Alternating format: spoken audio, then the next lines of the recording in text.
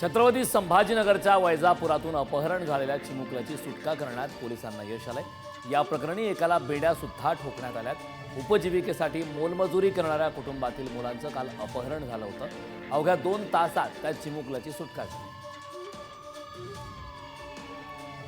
रत्नागिरीच्या दापोलीत धक्कादायक प्रकार समोर आला। विहिरीत पडलेल्या मगरीला बाहेर काढून जाळण्यात आलंय।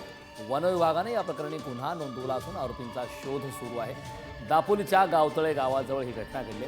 विशेष म्हणजे वन विभागाला याविषयी कळवणाऱ्या व्यक्तीचा मोबाईल सुद्धा बंद आहे। छत्रपती संभाजीनगरमध्ये फोनपेवर लाच घेणाऱ्या सहाय्यक फौजदाराच्या हातात बेड्या पडल्यात। वाळू खडीच्या गाडीसाठी 1000चा हप्ता तो स्वीकारत असल्याची माहिती आहे। बांधकाम साहित्याची वाहतूक करताना पोलिसांकडून सातत्याने अडवणूक करून पैशांची मागणी केली जात होती। यवतमाळच्या पुसदमध्ये भर रस्त्यात 5 जणांच्या टोळक्याने चाकूने वार करत एकाची हत्या केल्याची घटना घडली।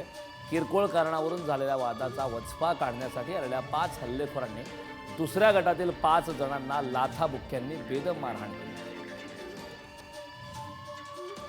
गडचिरोलीच्या सिरोंचामध्ये अवैध रेती तस्करी करणाऱ्यांवर महसूल विभागाने मोठी कारवाई केली। यावेळी 15 ट्रॅक्टरवर महसूल विभागाने मोठी कारवाई केली।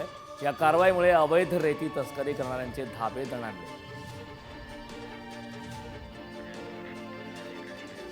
कोल्हापुरातल्या वडणगे गावात 3 ते 4 घरांमध्ये चोरट्यांनी घुसून चोरी केली, तर काही ठिकाणी चोरीचा प्रयत्न केल्याचंही समोर आलंय।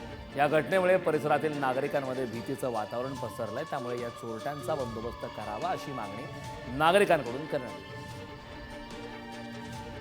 वर्धा जिल्ह्यातील एका कंपनीत काम करणाऱ्या अल्पवयीन मुलीवर दोघांनी अत्याचार केला। या प्रकरणात तक्रारीवरून दोघांविरोधात गुन्हा दाखल करण्यात आलाय। या प्रकरणी पोलिसांकडून अधिकचा तपास करण्यात येतो। गोंदिया शहराच्या श्री टॉकीज भागातील शर्मा हॉटेल समोरून चोरीला गेलेली दुचाकी गोंदिया शहर पोलिसांनी ताब्यात घेत मूळ मालकाला कायदेशीररित्या परत केली। दुचाकीस्वार नाश्त्यासाठी हॉटेलमध्ये गेल्यानंतर चोरट्याने दुचाकी पळवली।